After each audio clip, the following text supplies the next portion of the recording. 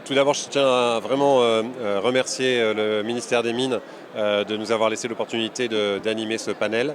C'était une expérience, un échange vraiment très intéressant sous l'égide de Madame Rokhaya, la directrice générale. Ce qu'on a souhaité présenter, c'est que pour GCO, une pratique éthique et responsable, ça fait vraiment partie de nos valeurs, ça fait partie de notre ADN depuis la création de l'entreprise. Et ça, c'est quelque chose qui vraiment conduit l'ensemble de nos décisions au quotidien. Mais il faut aller au-delà. Il faut savoir comment on évalue ces pratiques éthiques et responsables. Et donc il faut aller chercher les meilleurs standards, les meilleurs benchmarks, les meilleurs référentiels au niveau international, que ce soit en matière de sécurité, en matière de performance opérationnelle, mais également en matière de gouvernance responsable. Donc il y a des standards qui existent pour cela. L'ITIE est un standard très connu pour vraiment afficher en toute transparence les retombées que l'on peut avoir pour l'État du Sénégal. Donc très simplement, on peut dire que de l'ordre de 30 à 50% de notre chiffre d'affaires retombe directement, bénéficie directement au Sénégal. Ça représente 70 à 80 milliards par an. Donc c'est une contribution qui est importante et qui est affichée en toute transparence au travers des standards ITIE.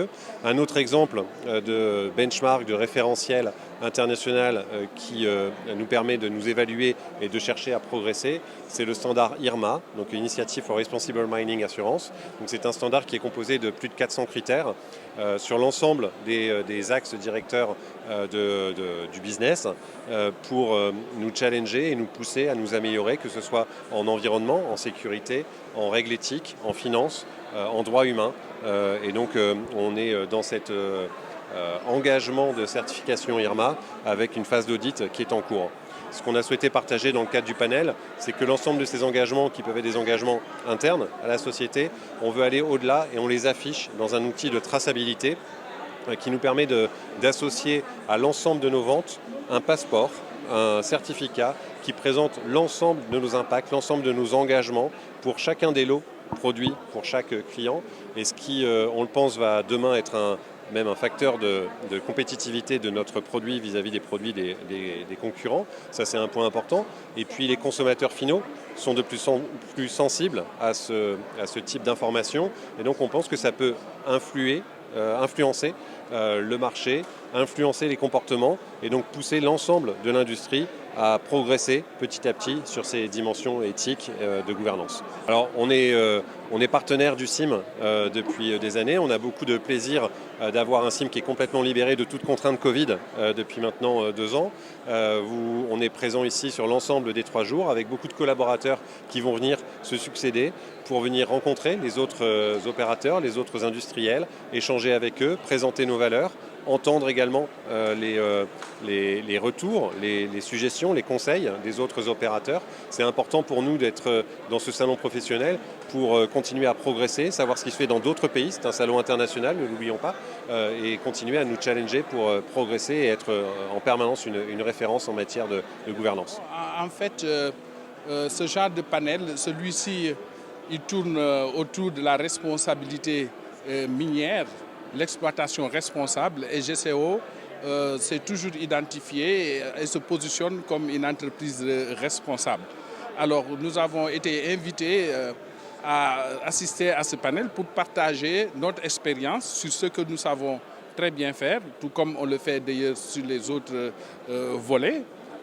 Aujourd'hui particulièrement un panel qui porte sur la santé et sécurité au travail. Donc nous sommes un benchmark, un exemple que nous voulons maintenir et que nous voulons encore améliorer.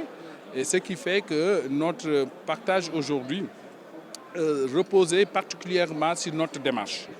Une démarche qui repose sur un engagement fort de l'ensemble de l'entreprise, à commencer par le directeur général jusqu'au président du groupe.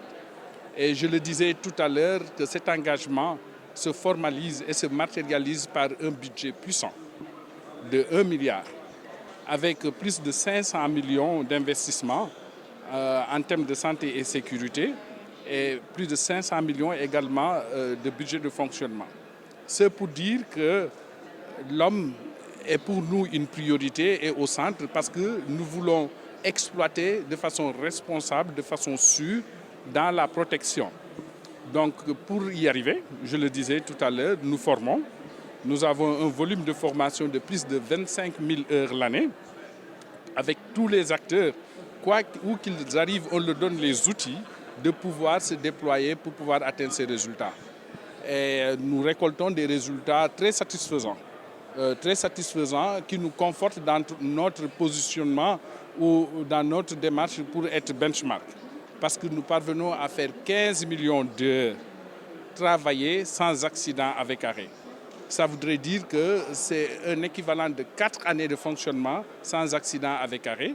Et pour les accidents mineurs, un taux de fréquence de 0,3, qui est un exemple et une référence mondiale, même comparé aux entreprises minières de grands groupes de référence mondiaux. Alors c'est un peu résumé l'esprit du panel et notre joie à participer parce que GCO ne veut pas rester loin de ses cadres, il veut être un acteur actif et se positionner comme un moteur dans la démarche responsable et également dans la façon de mener la santé et sécurité au travail au Sénégal et dans le monde.